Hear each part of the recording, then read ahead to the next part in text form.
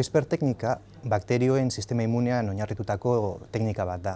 Bakterioak birus batzuen aurka defentsa mekanismo moduan garatu duten sistema da, eta ikertzale batzuek orain dela 2 urte konturatu ziren sistema hau, immunosistema hau posible zela erabiltzea genomak editatzeko.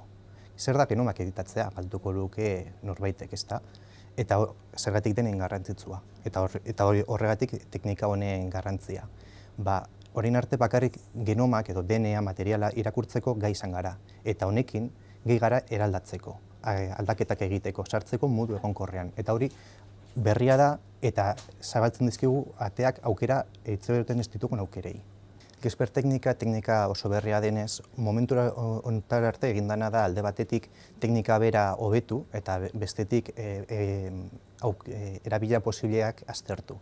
Lehenengoen kasuan egin dena da batez ere teknikaren hobeketa egin, gauzak arinago egiteko, hobeto ikusten diren arazoak saihestu eta modu horretara modu eraginkorreagoan egitea teknika. Gero beste batetik erabili denean hasi da pixkat bat kontzeptuak ikusteko non eta noiz garen gai erabiltzeko, eta adibidez egin dena da txerrietan, animali bat dena, transplanteak egiten dituen elementu genomiko bat kendu, eta horrela ikusi posibleetan, eta bada, eta horrek egiten duena da, ikertzaileak egiten dabiltzana da, begiratzen ze beste motatako esperimentuak egin daitezkeen eta ze beste motatako aplikazioak eduki daitezkeen, zeren aukerasko daude, baino bakarrik teorikoak eta orain praktikara eraman behar dira. Onartu beharra dago oso zaila dela etorkizunari begira zer egin daitekeen aurrezatea. Teknika honen hastapenetan baikaude. CRISPR-a pentsatu orain dela 3-4 urte aurkitu egin zala eta erabiltzen hasi dela orain.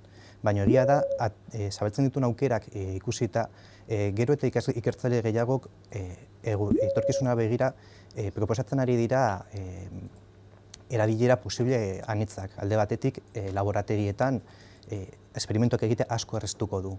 Horien arte oso zailak diren esperimentuak edo oso luzeak izango liratekenak eta baita ere agian oso garestek izango liratekenak egiteko aukera emango du.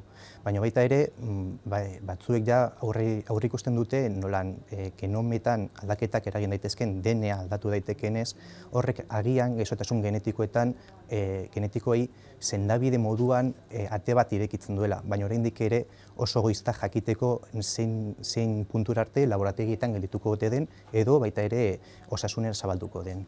Kontutan hartu, CRISPR teknika erabilita material genetikoan, genometan, genetan aldaketak egin daitezkela eta gainera aldaketa horiek mantentzen direla. Horrek auzi etikoa piztu egin du eta horrek arazoak sortu ditu eta eztabaida sortu egin du. Adibidez, iaz egindako lan batean, giza enbriodietan aldaketak egin direla teknika hau erabilita, horrek piztuzun eztabaida hautzak arrotu zituen, azken finean gure material genetikoa aldatzen dalako eta aldaketa horiek mantendu egiten direlako.